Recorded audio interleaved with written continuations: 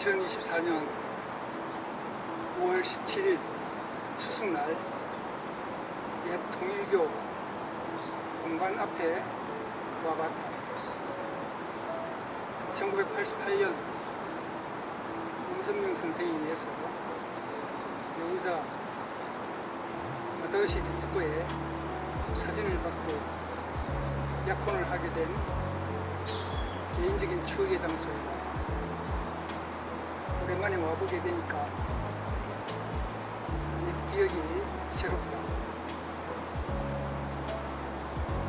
잠깐 주위를 천천히 둘러보려고 한다. 서울 한남동 유엔빌리지의 꼭대기에 있는 화경대 앞에서 한강을 잠시 내려다보고 찻길을 따라서 내리막길을 걸으며 1988년 통일교에서 주최한 합동결혼식에 참석하기 전 이곳에서 문 선생님이 결혼 상대로 맺어준 아내의 사진을 보고 어떻게 해야 할지를 몰라서 갈등하던 나 자신을 생각해봤다. 이미 6,500상 대부분의 결혼 상대가 결정된 상황이었지만 그때까지 여러가지 사정으로 상대가 결정되지 못한 사람들 50여 명이 이곳에 모여서 매칭이 이루어졌다.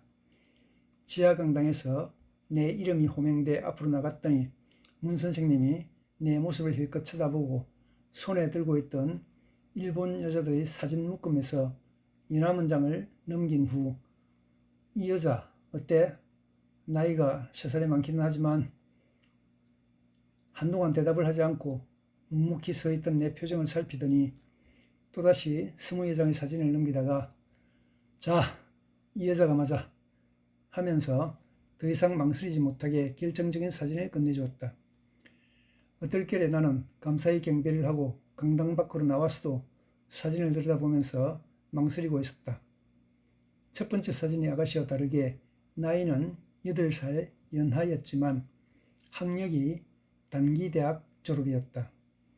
그 사진을 반납하고 싶었던 생각을 단념하지 못한 채 공관 밖으로 나오자 이곳에 반강압적으로 나를 데리고 온 회사의 부장님이 내 손에서 사진을 빼앗다시피 낚아채더니 나 혼자 회사로 돌아가라고 말했다. 이후로 며칠 동안 나는 사진 속의 모습을 어렴풋하게 떠올리며 결혼을 해야 하나 말아야 하는가를 결정하지 못하고 고민했다. 결국 문선명 선생 말씀 선집을 출판하던 회사의 분위기에 휩싸여서 합동결혼식에 참석하게 됐는데 나중에 부장님이 그날 아가씨의 사진을 빼앗다시피 해서 가지고 가버렸던 이유는 내가 사진을 들여다보고 온갖 망상으로 괴로워할 것 같았기 때문이라고 말했다. 그렇게 합동결혼식에 참석하게 돼 부부의 인연을 맺었는데 다음 달 10월 30일이면 36주년이 된다. 참 세월 빠르다는 사실을 새삼스럽게 실감하며 내리막길을 따라서 내려오던 길가에 주택 담너머로 칸나 한 송이가 드물게 노란색으로 피어 있었다. 한남동에서의 추억은 이것뿐만이 아니다. 그렇게 결혼하고 3년 후 단국대학교 대학원에 진학해서 이곳을 왔다 갔다 했다. 지금은 대학교가 이전한 부지에 아파트가 들어서 있어서 당시의 기억을 되살릴 만한 흔적을 찾아볼 수 없다. 그 내용에 대해서는 유튜브 채널 정샘터의 청파동 추억이라는 제목으로 올린 영상에서 잠깐 언급한 바 있다. 어쨌든 단국대학원을 졸업하고 오키나와로 유학을 가게 됐지만 그곳에는 국립대학, ryukyu 대학은 물론 박사과정이 개설된 대학교가 없었기 때문에 의학과정에서 1년 동안 일본어를 공부한 후 한국으로 돌아와 이전에 근무했던 출판사에 다시 근무했다. 이곳은 장충단 공원이다. 한국으로 돌아와 이전에 근무했던 출판사에서 다시 일하며 동국대학교 문화예술대학원에 편입하게서 1년 동안 공부할 때 가끔씩 들렀던 곳이다. 그때는 고만고만했던 나무들이 이제는 자라서 숲을 이루고 있다. 공원 위쪽에 있는 삼형당 동상으로 올라가 뒤쪽으로 이어져 있는 길을 따라서 들어가니 당시에 문화예술대학원 건물이 보인다.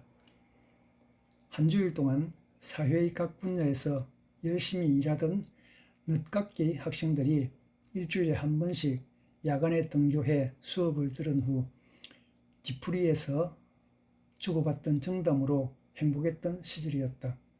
수업을 마치고 대학교 후문인 이 길을 따라 내려가서 차도를 걷는 다음에 이쪽의 길을 따라 1km쯤 내려가면 저쪽의 카페가 있는 건물 지하에 월매라는 아지트가 있었는데 지금은 흔적도 없다.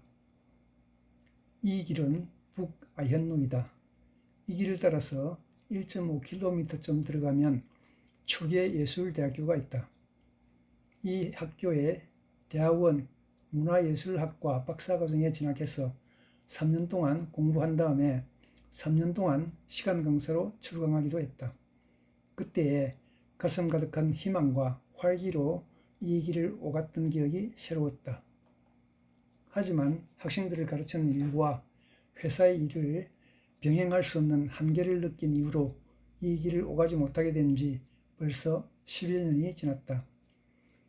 얼마 후 회사에서도 정년퇴직을 하게 됐지만 이 길을 오가며 배우고 가르치던 경험으로 1인 출판사를 창립해 10권에 가까운 책을 쓰고 출판하게 된 긍지가 오늘을 살아가게 해주는 힘이다.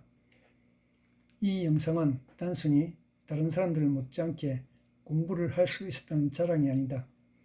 각박한 서울로 올라온 촌놈이 청춘을 불사르며 살았던 이 시대의 그림 퍼즐을 맞춰볼 수 있는 추억의 한 조각이라도 될 수 있기를 소망한다.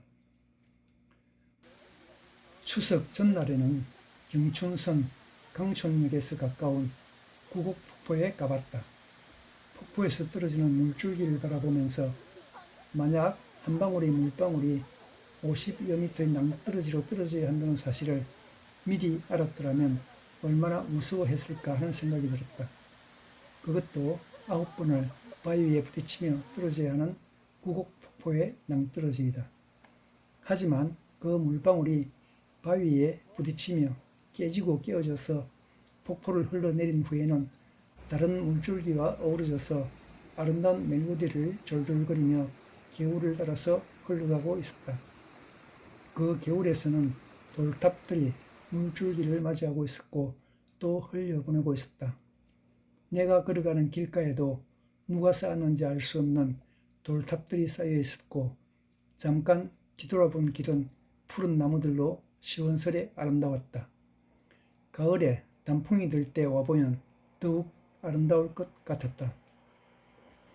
이후로 서울에서의 추억을 간직하더라도 더 이상 미련은 두지 말고 구곡폭포와 같은 자연을 벗삼아 여생의 추억을 쌓고 싶었다.